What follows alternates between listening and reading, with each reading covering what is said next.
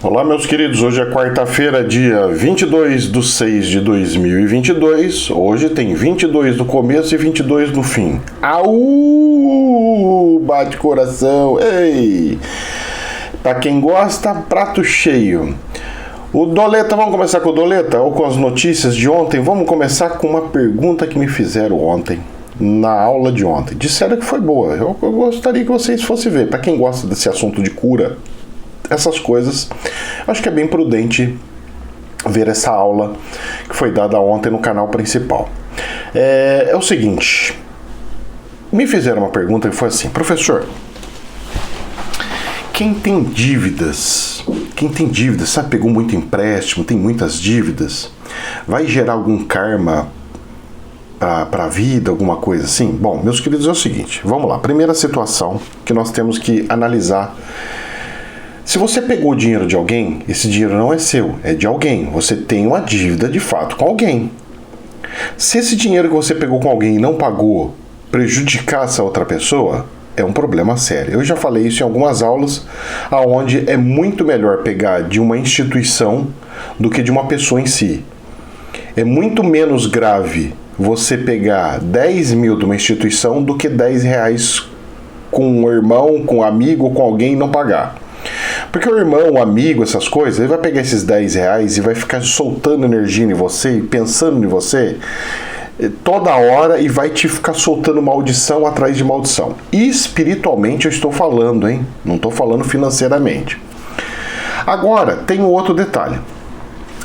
Essas questões de dívida é assim, vamos lá. Vamos tentar imaginar a seguinte situação. Eu tô apertado, tá acontecendo um monte de coisas e eu preciso de dinheiro. Tá, preciso de dinheiro para quê? É para pagar minhas contas, para comer, para fazer algumas coisas. Tudo bem. As pessoas não param e fazem reflexão. Bom, se eu pegar o dinheiro, vai durar 2, 3 meses. Mas normalmente quem pega dinheiro torra tudo rápido, né? Mas 2, 3 meses. Vamos falar que durou 2, 3 meses. Não dura uma semana, mas vamos falar que 2, 3 meses. Depois de 2, 3 meses, o problema continua e piora, porque agora, além disso, você tem uma dívida. Muito bem, muito bem. E agora você fez tanta dívida, que você vai em todos os lugares e ninguém te empresta mais. Aí a pergunta que eu faço para a pessoa: como que você está conseguindo viver não conseguindo pegar dinheiro emprestado? Eu tô dando meus pulos, indo daqui pra lá, fazendo daqui pra lá, fazendo não sei o que lá. E por que você não fez isso antes de pegar empréstimo? Por que você não vive essa vida que você está vivendo agora antes de pegar o empréstimo? Por que você teve que pegar o empréstimo para chegar nesse ponto que você está e conseguir viver nisso aí? Então você achava que você precisava e não era bem isso, porque dava para viver na dificuldade. Pois é. E numa dessa, a pessoa queima todos os coisas que tem, chega num ponto onde, se ela arrumar um emprego, ela não consegue nem ir trabalhar o primeiro mês, porque não vai ter dinheiro do ônibus para poder ir trabalhar. Porque não consegue nem um empréstimo pro ônibus que vai trazer dinheiro no final do mês, por causa do trabalho. Sabe o que acontece, gente? É o seguinte, as pessoas acham que foi condicionado no cérebro da pessoa: se o banco está oferecendo, o problema é dele, o risco é dele. Se alguém está me oferecendo dinheiro, o problema é dele, o risco é dele. Ele que está me oferecendo, não sou eu que pedi, ele que quis me dar. E isso a pessoa vai perder na questão moral, ela vai perder na questão energética. Como assim? Quando você vai criando essas dívidas, você vai criando essas coisas, você, de certa forma, você tem uma dívida com a sociedade, com o sistema, com um monte de coisas. Tá, você pode achar que não tem nada a ver, mas o universo, ele sabe que tem aquela situação. O universo, ele vai te cobrar mais cedo ou mais tarde. Por isso que, normalmente, quem faz dívidas afunda mais ainda a vida financeira. Quanto mais dívidas você tiver, menos você sobe de cargo, mais você é mandado embora, mais problemas acontecem com saúde, com comida, com outras coisas de imprevisto, o carro quebra, as coisas acontecem. Quanto mais você pegar coisas, mais afunda a tua vida. Aí a pessoa falou assim, mas como que eu faria? O que que eu faria? Eu vou falar uma coisinha pra você que aconteceu na minha vida quando eu era mais jovem. Quando eu entrei pra Polícia Militar, eu não tinha como andar de ônibus de graça porque eu ainda não tinha farda. Porque o primeiro ano a gente não anda nem com arma. Então se você colocar a roupa de militar e ficar andando pra rua é um perigo danado. Então você tem que pagar o ônibus para ir trabalhar. Eu não tinha carro, tinha que pagar o ônibus. O que eu fazia? Deixa eu tomar um cafezinho. O que eu fazia? Olha só. Eu pegava, saía do meu bairro e ia a pé pro quartel. Eu saía de casa umas 4:30 da manhã. Eu ia andando naquele orvalho, naquele frio danado, para chegar no quartel umas 5:30.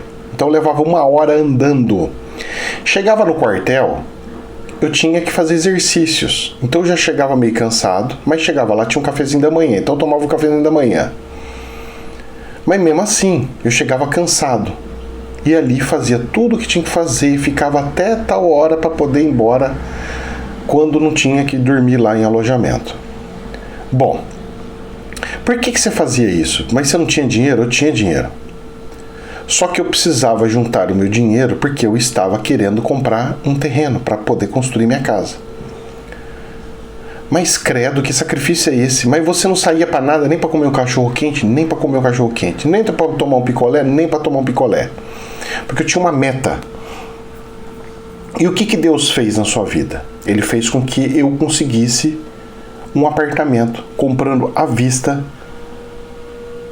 do nada. Se eu fosse analisar como eu consegui, por quando consegui, como que foi, como deixou de ser, não tem explicação. O que eu quero chegar em vocês?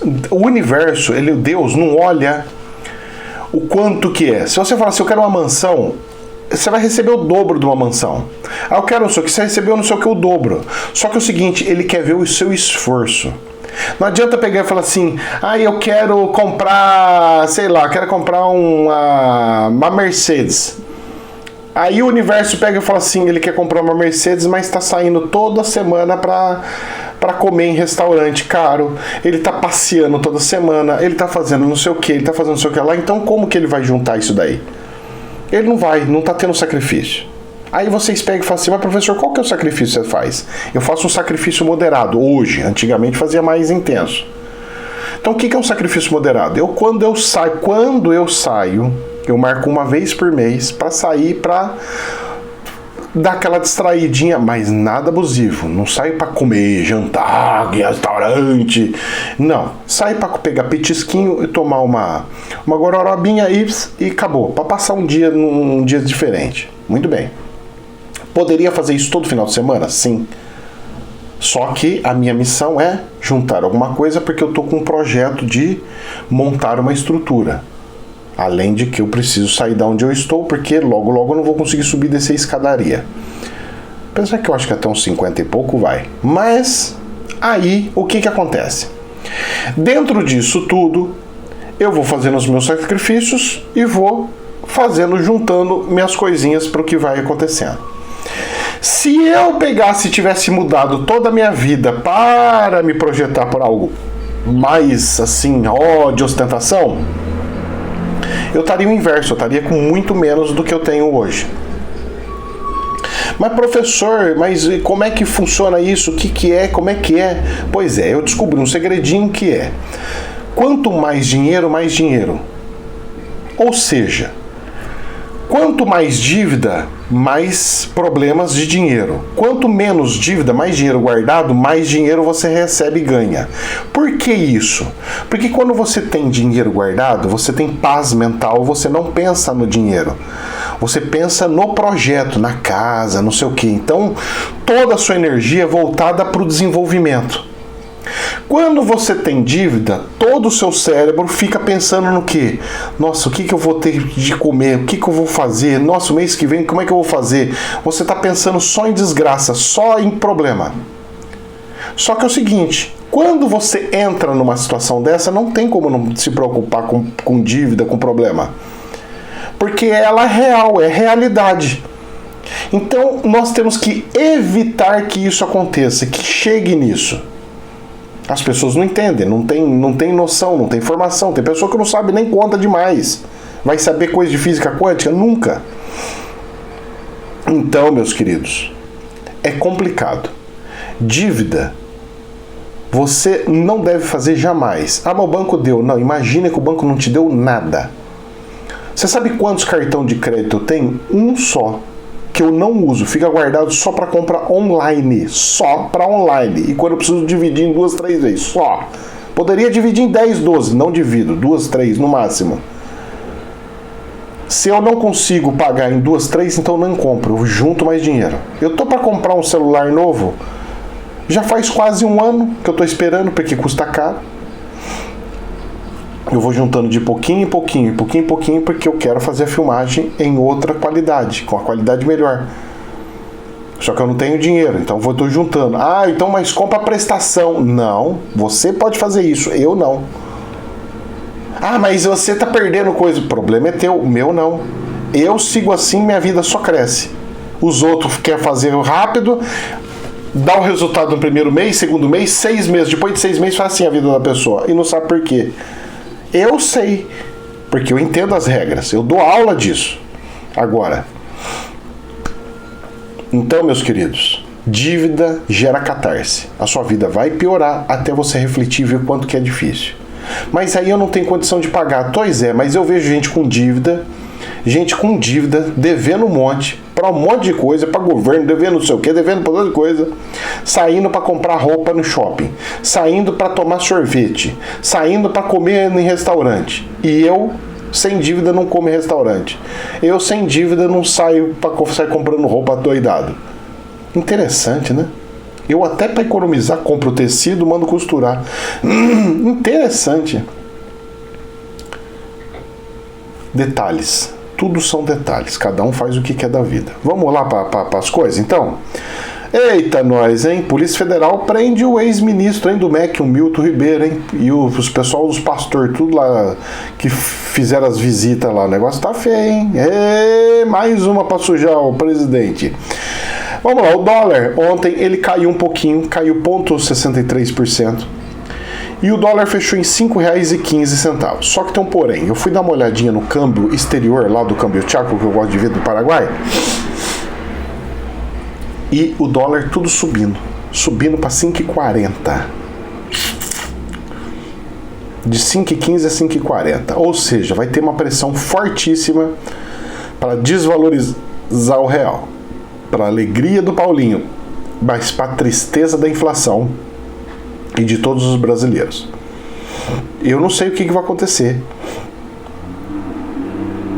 Eu não sei o que vai gerar.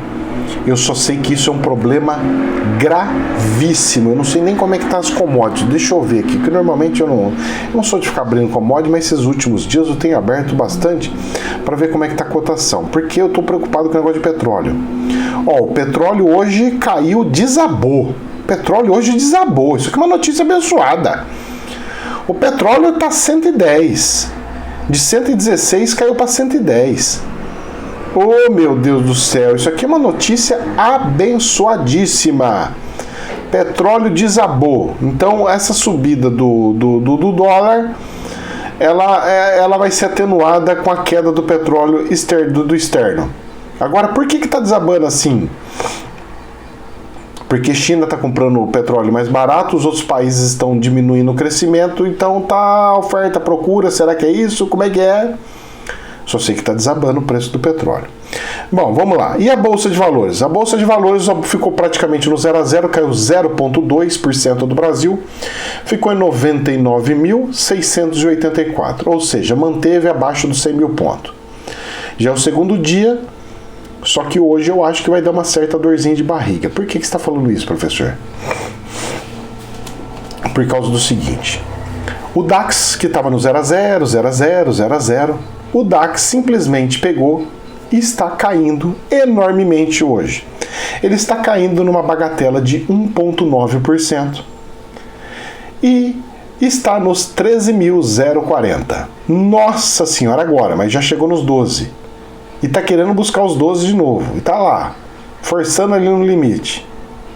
Moço do céu. Coisas ruins hão de vir. E tem algumas coisas acontecendo. E a gente tem que ficar observando. Mas tem algumas coisas boas que aconteceu. Que é a queda do petróleo lá fora. É uma pena que o dólar não está caindo junto. Porque isso faria com que o preço do combustível desabasse também. Mas não é bem isso que está acontecendo. Vamos lá. Infomoney. Alguns assuntos da semana. Bolsas mundiais recuam antes da fala de Powell ao Senado. O Powell vai lá no Senado bater um papo lá com os políticos para falar o que está acontecendo no Banco Central americano. O que ele está querendo fazer, como é que não é. O minério de ferro na China e o petróleo em queda. Então o petróleo caiu um monte, minério de ferro caindo mais um tanto. Minério de ferro desabando, hein, moço? Isso é bom, hein? Isso é bom, hein? Ajuda no crescimento, ajuda a segurar as coisas.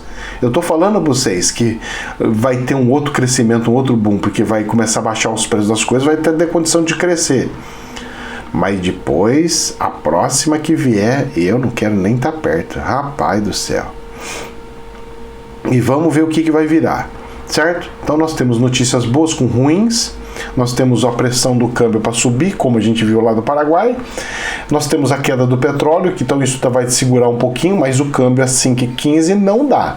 Tem que ir para baixo aí, 4,80, por aí, hein? Isso aí no mínimo, certo? Seria 3 conto, 2,80, por aí. Mas... Infomoney. O dirigente do Fed vê inflação elevada nos Estados Unidos, com base disseminada e persistente. Sem direito a voto nas decisões de política monetária nesse ano, Barkin disse que apoiou a alta no nível definido na semana passada. O presidente do Federal Reserve, de Raymond Tom Barkin, afirmou nesta terça-feira, dia 21, ontem, que a inflação dos Estados Unidos estava elevada. É de base disseminada e persistente, por isso a necessidade de aperto monetário. Pois é. E aí o Powell está sendo chamado lá no Senado, está virando uma zira danada, os americanos estão afundando o planeta porque ele está afundando.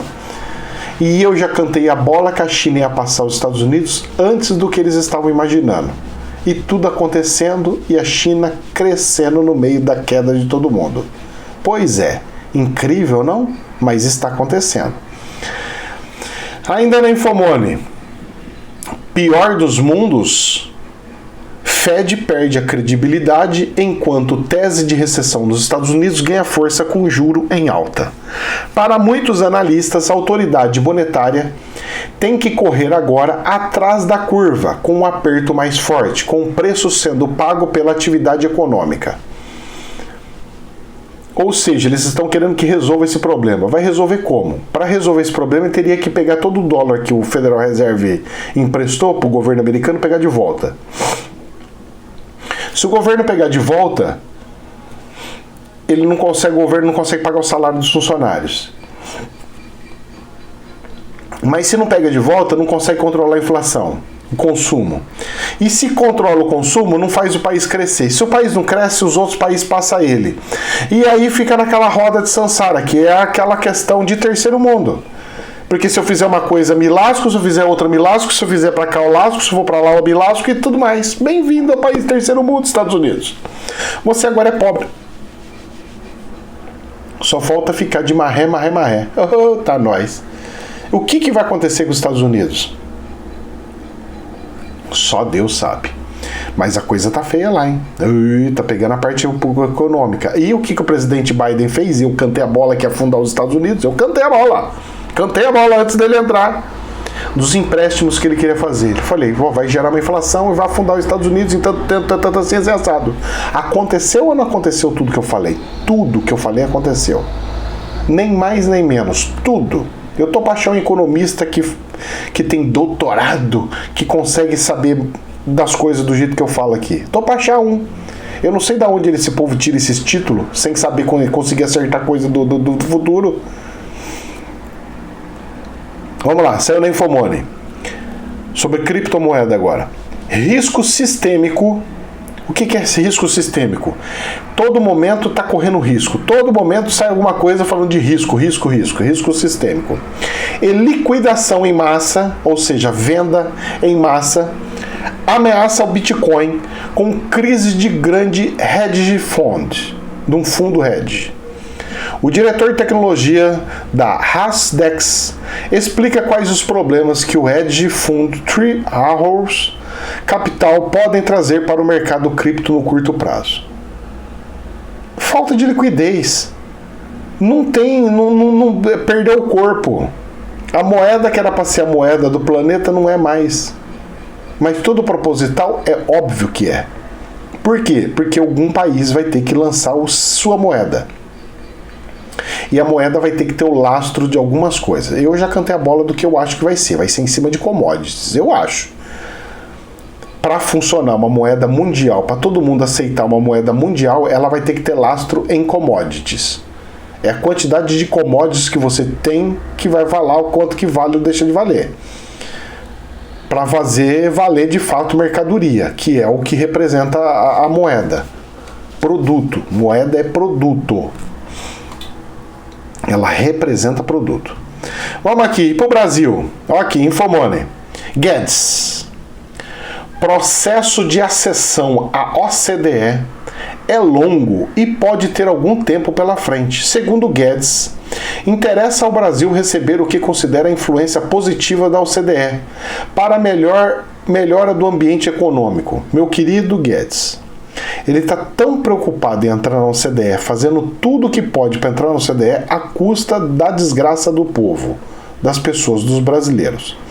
Meu querido, eu sei da importância da entrada da OCDE, eu sei que isso ajudaria a melhorar as notas do Brasil para investidores vir para a Bolsa de Valores. Só que tem um detalhe, querido.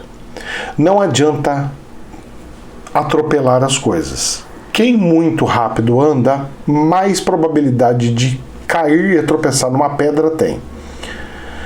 Essa sangria desatada correndo atrás da OCDE é linda, mas o desespero não é nada bom para ninguém. Deixa fluir em paralelo, deixa o projeto para que, com o tempo e outros, possam dar andamento e assim acontecer. Mas fazer do jeito que está, a todo custo, isso vai dar ruim e já está dando ruim. Vamos ver? Vamos lá. Infomoney. Após adiamentos, a ANEEL aprova reajuste de 8,80% nas tarifas da CEMIG. Clientes da alta tensão, como indústrias, terão aumento médio de 14,3%. Já para os residenciais, a alta será de 6,23%. Vocês têm noção do que é isso ou não? Para a indústria, 14%. Combustível subiu, logística subiu mais 14%. Preço da comida na gôndola vai subir em torno de mais uns 15%. Se você estava pagando 20 reais no sabão em pó, você vai pagar 22. 22, 23. Era 20, vai para 22, 23. E tudo mais vai subir. Se você estava gastando mais ou menos 200 reais na sua compra, você vai gastar agora 220, 225, 230. Porque os preços vão subir. E rápido. Rápido. Que nem um foguete. Em 30 dias nós vamos ver o resultado. Quando é o começo, leva 6 meses, 9 meses. Quando a gente já está no fluxo, agora é bater o papum, papum, papum, papum. É tudo assim, de um dia para o outro. Tchum, tchum, tchum. Alguns atacadistas vão conseguir segurar por uns 30 dias. Outros já vão ter o reajuste assim de imediato. Eu fico com dó dos vendedores, né? Tá subindo o combustível e aumentando os preços. Aí os caras não conseguem vender porque subiu os preços. E ao mesmo tempo o cara gastou combustível para ir no cliente. Vai ter que voltar lá de novo, vai ter que fazer as duas visitas, que é a famosa visita repetida. E vai gasolina, hein, dos vendedores. Coitado dos vendedores, tô com dó. Infomoney. Preço do etanol cai em 24 estados e no Distrito Federal, aponta a ANP. Nos postos pesquisados em todo o país, o preço médio do etanol recuou 1,84%, de R$ 5,00 para R$ 4,91 o litro. Muito bem, isso ajuda a baixar inclusive a gasolina, já que uma composição da gasolina é o álcool. Agora, por que está caindo o preço do álcool? Tem algum motivo? O que está acontecendo? Será que já é uma preparação para a venda direta, alguma coisa do gênero? Vocês vão ver como é que vai ficar bom esse negócio de venda direta aí, pelo menos para as cidades que têm os lugares. Aí as indústrias vão concorrer uma com a outra, construindo usinas mais próximas de grandes centros. Isso aí vai ser ótimo, cara, vai ser muito bom. Agora vamos continuando aqui. Infomoney. Sashida. Deve ser Chacida o nome dele. 2 pontos. Engano pensar que a nova gestão da Petrobras será mais do mesmo. Ministro foi questionado sobre a responsabilidade da União pelas indicações para a presidência e conselho da administração da estatal. Aí o ministro pega e me fala que não vai ser mais do mesmo. E por que foi mais do mesmo todos os outros 4 que teve lá para trás? O 5º vai ser o Jesus da vida. Então, não teve erro lá atrás? O erro de lá não vai se repetir mais? Mas vão reconhecer o erro de ter indicado só porcaria? Que não prestou, que não funcionou? E será que era tão porcaria que não prestou assim? Ou será que foi maquiagem?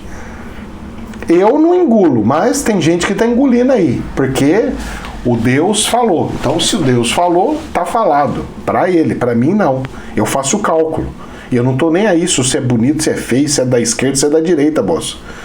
Eu faço o cálculo e uso o meu racional. Eu, graças a Deus, ainda tenho um pouco de cérebro na cabeça. Eu não engulo. E já cantei a bola sobre essas coisas. Vamos ver as cenas do próximo capítulo.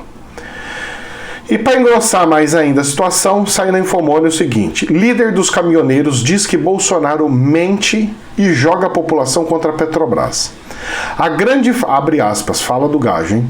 A grande falha e incompetência do governo Bolsonaro foi não ter reestruturado a Petrobras e suas operações no início do governo, escreveu. Realmente. Só que é o seguinte, meu querido, você acha que o governo não estava precisando dos lucros, da participação dos lucros? Você acha que quando foi instituído esses lucros, pagar esses lucros gigantes, não era de propósito justamente para poder entrar dinheiro no caixa do governo? Porque, além disso, ainda fez uma dívida monstro na Petrobras, o governo anterior. Esse conseguiu pagar e ainda sobrar dinheiro para entrar dinheiro no caixa, para não estourar o teto. Porque estourando o teto sobe o real. Agora, pelo populismo, acaba tudo, deixa o problema na raiz para trás, que é o câmbio. Eu não sei o que vai acontecer.